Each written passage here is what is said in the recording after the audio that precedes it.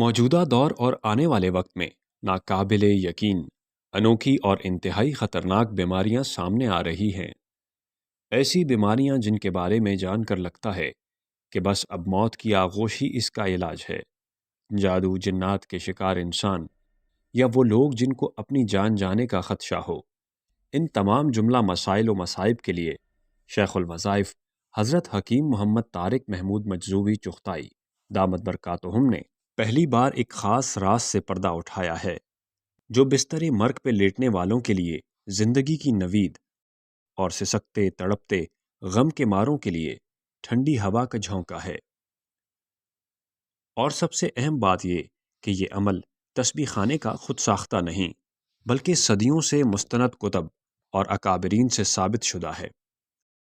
آئیے سنتے ہیں کہ وہ عمل کیا ہے۔ شیخ بونی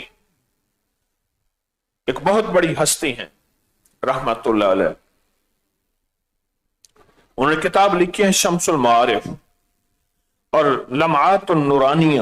ایک عجیب بات لکھی ہے، اگر کوئی بندہ قتل یا عذاب سے اپنی جان کا اندیشہ ہو، میں اس کا مختصر بتا رہا ہوں، اس کا تفصیلی کتاب کا حوالہ بھی دیتا ہوں، یا اس کو خطرہ ہو کہ مجھے کوئی قتل کر دے گا، یا عذاب کا خطرہ ہو، عذاب سے مراد جادو کا عذاب، جنات کا عذاب، نظر بد کا عذاب، کوئی بیماریوں کا عذاب، کوئی مشکلات کا عذاب، کوئی ناکامیوں کا عذاب، کوئی پریشانیوں کا عذاب، کسی بھی عذاب کا خطرہ ہو اگر،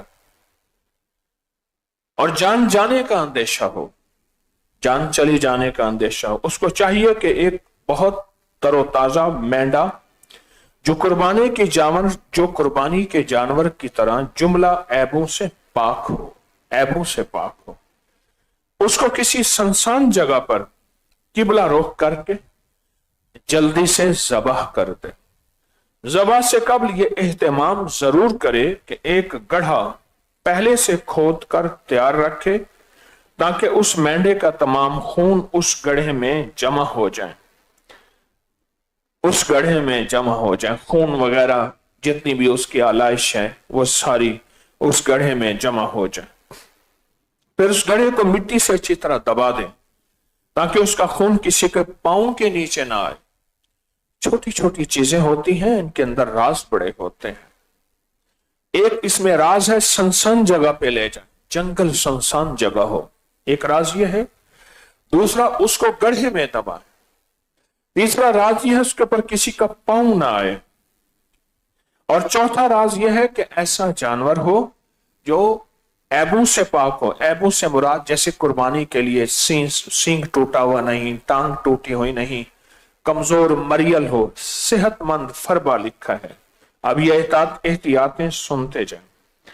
اب اگلی احتیاط کہا کہ اس گوشت کے 60 حصے کر کے سری، پائے، کلیجی، کھال وغیرہ بھی تقسیم کر دیں، لیکن اس کے گوشت میں سے خود کچھ نہ کھائے، نہ اپنے اہل و عیال کو کھلائے، نہ رشتہ داروں کے کھلائے۔ شیخ بونی نے لکھا ہے کہ ایسا کرنے سے انشاءاللہ اللہ کے حکم کے اس کے سر سے بلائیں ٹل جائیں گے، یا اس کے لیے فدیہ ہوگا۔ جس تکلیف و مصیبت کا خدشہ ہوگا اس سے انشاءاللہ اس سے حفاظت ہوگی۔ اور تمیری فرماتے ہیں یہ عمل متفق ہے، آزمودہ ہے، تجربہ شدہ ہے اور صدیوں سے آزمودہ ہے۔ حوالہ کہ آپ کتاب حیات الحیوان جلد دوم صفحہ نمبر 579، اور اس کو نوٹ کیا ہے کتاب لطف اللطیف میں مولانا مسعود اظہر نے مکتبہ عرفان سے یہ کتاب چھپی ہے، اس کتاب میں یہ لکھا ہوا ہے۔